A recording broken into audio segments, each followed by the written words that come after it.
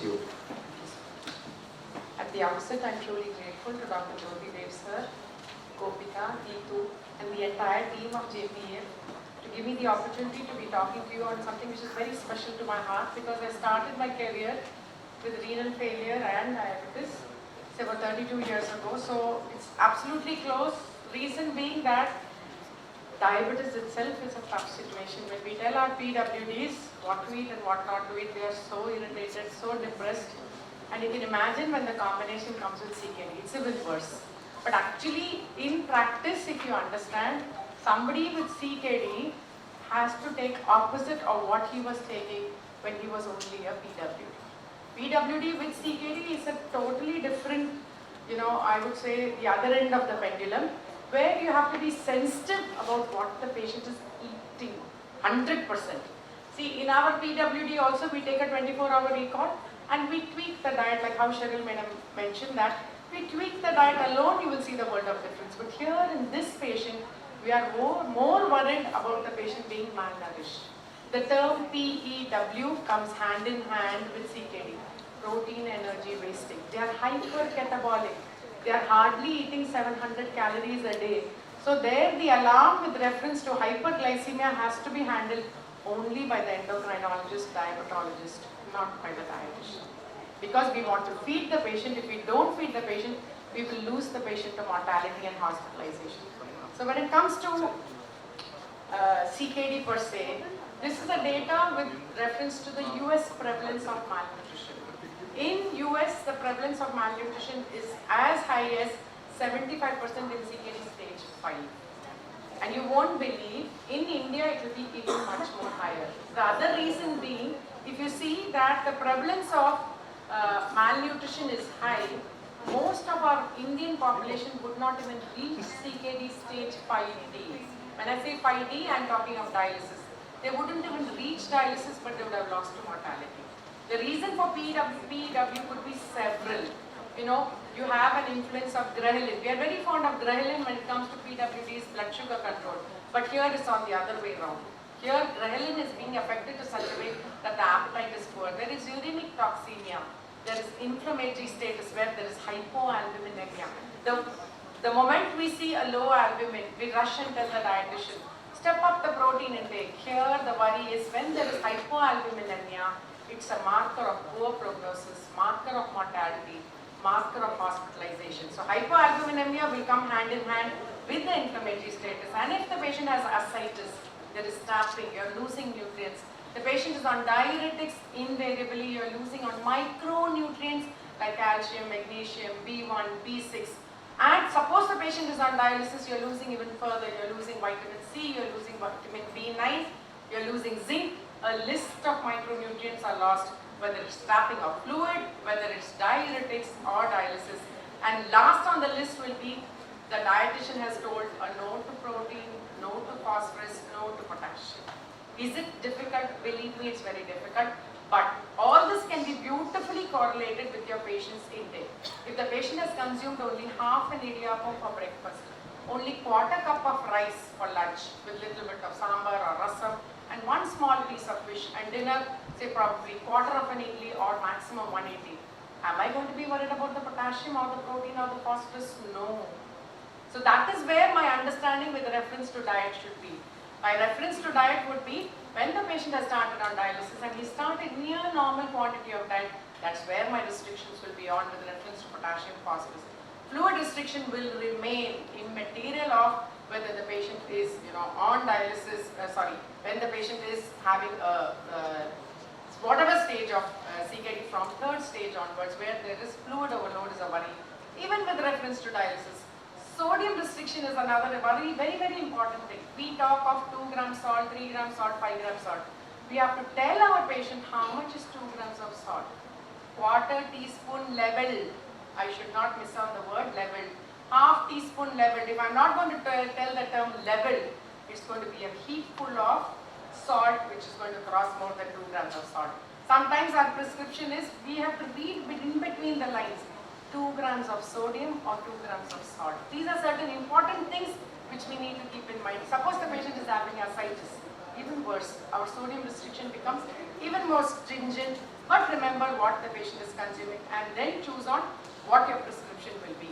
Obviously it is nutrition counseling, it is oral nutrition supplements. Here I am not harping over, or it's not a talk which is being sponsored by a nutrition company, but I would want to make a mention. When my patient is consuming only 600, 700 calories, no appetite, absolutely nausea, vomiting, I am going to suggest an oral nutrition supplement which is glycemic friendly, which is low in potassium, low in sodium, low in phosphorus, and the fluid is restricted by providing only about 200 ml of the oral nutrition supplement. I provide approximately 400 odd calories and 10 grams of protein, which will make my day. Otherwise, my patient will be taking only 500 and 600 calories per day. How do I go about the whole thing? Obviously, I need to screen the patient. Screening, there are tools like MUST, Malnutrition Universal Screening Tool is there. GLIM criteria is there. Patient is hospitalized, ICU. You have the Nutrix score. You have NRS 2002. After you've done the screening, the gold standard is SGA, Subjective Global Assessment. Apart from that, you have PIA, you have DEXA, you have BCA, the list just goes on. Depends on if yours is a research institute, how deep you need to go into assessment. Obviously, we cannot manage our patients without the biochemical profile. I cannot treat all my patients with potassium restriction or phosphorus restriction. Usually stage CKD 1 to 3, I'm not to worry with reference to potassium and phosphorus. Usually the problem begins after the patient has moved into CKD 3B, 4 and 5. And not necessarily all my patients require fluid restriction. Some of the patients do quite well, even up to CKD stage 3 and 4. You'll be wondering, there's actually edema free completely. So in those cases, be sensitive and look at the patient. Actually for a PWD itself, in the first sitting we spend half an hour to 40 minutes. Imagine a CKD patient with PWD, one sitting is never enough with a nutritionist. So be sensitive, fit into their shoes to understand what you need to restrict and how you need to restrict. As I mentioned to you, there are several screening and assessment tools. You need a combination of tools. You cannot sit with one tool.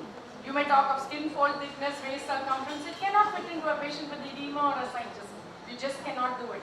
You need to have a body composition analysis where you need to adjust the fluid so that the fluid is not taken part of body composition analysis.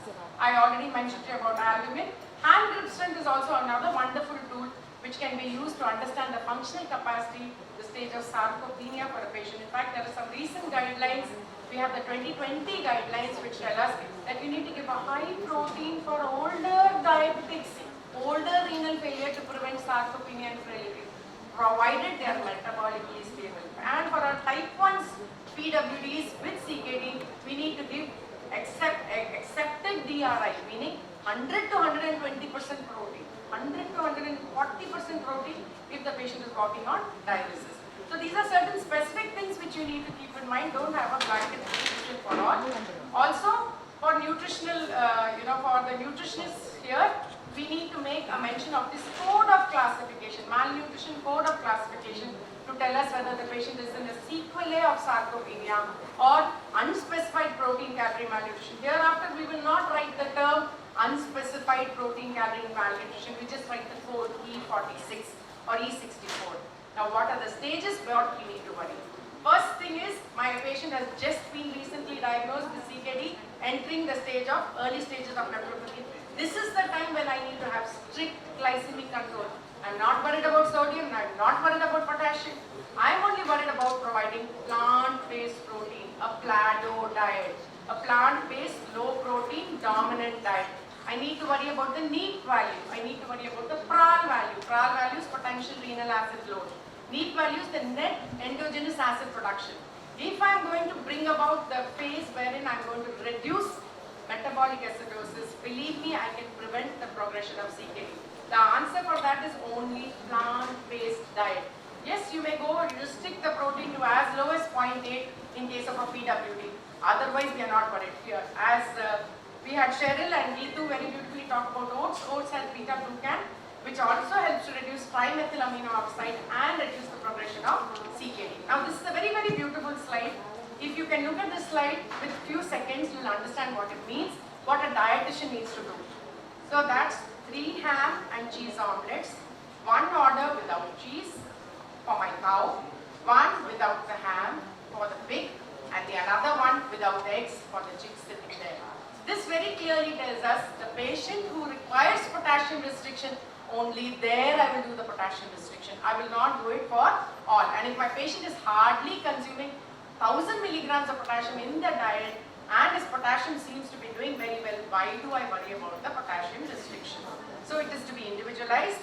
A Mediterranean diet would not do good for my CKD because it suggests 5 to 10 servings of fruits and vegetables and nuts. So think of the protein, think of the potassium, think of the phosphorus for CKD stage 4 and 5. So my plate has to be individualized. Obviously the calories on the higher side, protein is restricted, and those patients who are on keto analogs or amino acids, you need to reduce the protein. But believe me, that prescription will remain only on a piece of paper. When you convert it to a diet, it's very, very difficult to give a 20-gram protein in the diet. You will hardly be providing carbohydrate or micronutrients. You will only be looking at protein and will only remain on a piece of paper. You need to do it very, very meticulously. There is my good friend Zamrud Patel in Mumbai who does a lot of work with keto analogs, and there are a lot of papers to tell us that you can prevent the progression. But believe me, it's a tough task. So this I made a mention to you, PRNT 2020 guidelines, 2022 guidelines also tell us you need to give a type 1 PWD, a very high in protein, and if required, she would walk into renal replacement therapy. So do we go plant-based? Yes, that's the answer. We go alkaline diet, we go vegan low protein diet, we go low protein diet. A Mediterranean diet may be useful only in the early stages of CKD, not when the patient moves to 3 to 5. And as I mentioned to you, phosphorus is a very important component here. One usually forgets, they hold on to only sodium potassium. They forgot about hyperphosphatemia. In phosphorus, you have two types. One of the inorganic, the other one is the organic phosphorus. The inorganic phosphorus is the one which is present in all the processed foods. My dear friend Cheryl was talking about cornflakes, oats. Oats, when I say processed oats. So whether it's cornflakes, breakfast cereals, cocoa, carbonated beverages, they are the source of inorganic phosphorus, which you cannot bring down even with a phosphate binder. The absorption is as high as 90%. Whereas the phosphorus coming from milk, from soya, which is from natural foods, will be absorbed up to 50%, but it's better than taking an inorganic source of phosphorus. So years later, during the low carb craze, Mary had a lot of lamb. This is the keto diet. A very, very big no to it. Follow the Plado diet, choose on a lot of fiber, and no to ketogenic diet, not only for the protein component in it, also it raises the uric acid level, which increases the progression of CKD. If you see most of your CKD patients, you will see dyslipidemia, hyperuricemia, apart from the hyperkalemia and hyperphosphatemia. So keto analogs, I did make a mention to you, they have a major role to play, but it's a challenge to plan the menu plan. These are certain food additives which you need to be very, very careful about. Cheryl did talk about nutrition labels, so look for these components in red. You'll be seeing aspartame. I'm glad, at least I think recently people have stopped using aspartame, but still a lot uses aspartame, which is nephrotoxic. So definitely a big no to that. Obviously we are talking of processed foods and phosphorus and sodium. A big no to phosphorus. Millets are great, but only CKD stage 1, 2, maximum 3A, because they are a source of phosphorus and potassium, and you cannot leach them. You cannot leach them. They are plant-based proteins, so they do wonders, but you cannot leach them. So after 3B stage, if you see the potassium and phosphorus picking up, no millets. Vegetables and fruits are there. Remember, all those which are low in GI and GL may be high in potassium and phosphorus. So it has to have an eye, hawk-eye, when you're choosing on them. And foods which are low in potassium and glycemic friendly would be the APPP. Apple, papaya, pear, pineapple. This is an easy way to tell my patients. You can use watermelon, apple, papaya, pear, pineapple, black jamuns, which are low in GI, not GI. Watermelon is not low in GI, but GL is on the lower side. But though the textbook says watermelon is low in GL, I am still not very convinced with the fact. Though only 250 grams of watermelon will give you only 40 calories, only about 8 to 10 grams of carbohydrate. So these are the fruits and vegetables. If they are on the higher side with the reference to potassium, then you just need to leach them. Pressure cook them, discard the water once, and you're through. After that, you need to tell the patient to season them. Most of the patients go with the concept in mind that leaching, so we are losing a lot of nutrients, yes, but we're losing potassium, which can prevent hyperkalemia and an MI. At the same time, remember to season the vegetable, otherwise the purpose of the nutritionist is lost. So there are certain foods which are high in potassium, which I made a mention to you: oats, millets, wheat flour, the milk which you and me consume, rice has to be leached, dal has to be leached, greens, all vegetables need leaching if there is hyperkalemia. So I mentioned to you, and salt from, normal person is 5 grams of salt, somebody with DM and hypertension is 4 grams of salt, who walks into CKD is 3 grams of salt, who walks into further CKD stage 5, you may require between 2 to 3 grams. Once the patient is on dialysis, you can move up the salt a little bit to 3 grams. But remember, a patient who's on long-term dialysis usually has anuria.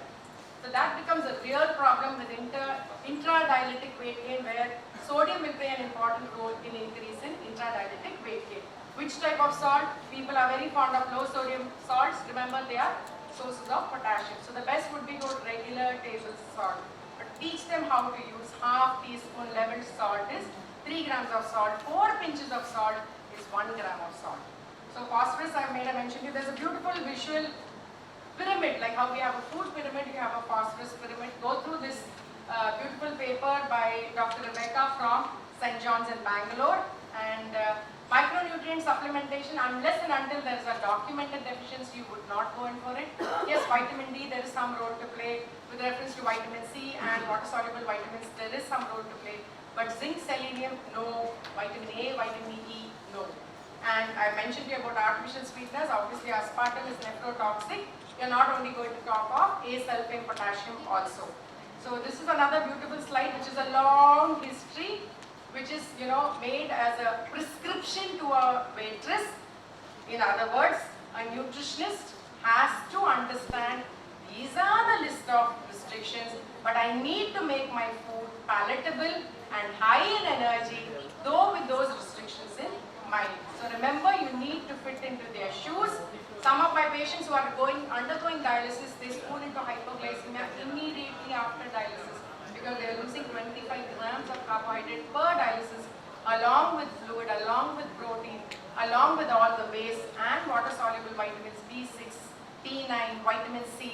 All of them are being lost. So if you allow your patient to have a little bit of a sweet, or aloo ka paratha, or a masala dosa, or puri potato just before dialysis, even if the sugars are not going to be, yes, the sugars are 300, 400, you have HbA1c 12, 13, obviously you are not going to allow your patient to do it. But otherwise, be sensitive that they are going to lose, yes, I'm finished. They are going to lose out on glucose, and if they are spooning into hypoglycemia, to allow them little permissible foods.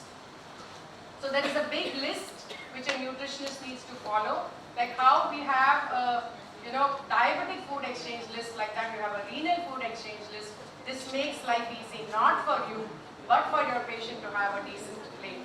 Not to forget that if you can prevent gestational diabetes mellitus, you can also prevent CKD, because GDM is a significant risk factor for long-term maternal renal disease. An ounce of prevention is worth a pound of cure by Benjamin Franklin. I would say a renal patient with PWD needs to have the hand-holding of a renal nutritionist. Thank you so much for being patient.